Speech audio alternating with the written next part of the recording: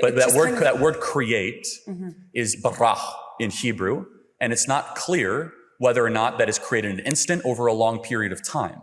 And we as believers, I find no contradiction into saying that God could have created an instant, of which I would be pleased. I'll ask God when I get to heaven how this all unfolded. Or was it a process of adaptation and species change? Very smart Christians are on both sides of this issue.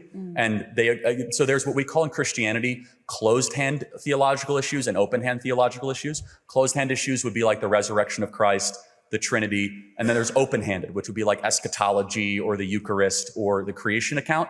This one allows, given the verbiage, it could be either way. Fine. I think just, I don't want to take up too much time then, but just kind of on that, you were talking a little bit about Christian values, and I'm intrigued by that.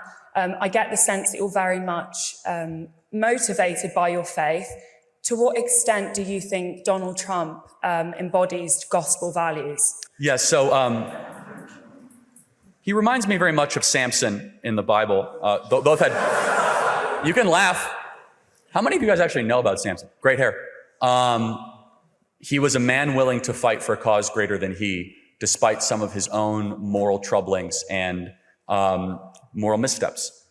All throughout the Bible, from King David to others, there are plenty of Abraham. Moses murdered somebody. How many people knew that? Moses murdered somebody. How dare you? You could say a lot. Donald Trump has never murdered anybody.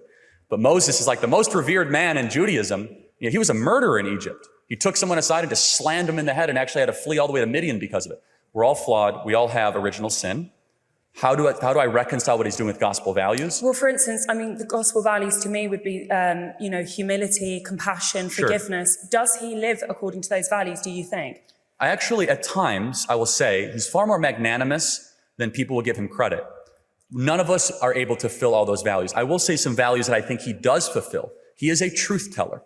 And the gospel says very clearly that telling of the truth is one of the most fundamental things, the spoken word. So I'm not going to spend time here defining every moral decision that Donald Trump has made or not made. I am equally a sinner as Donald Trump. We all are.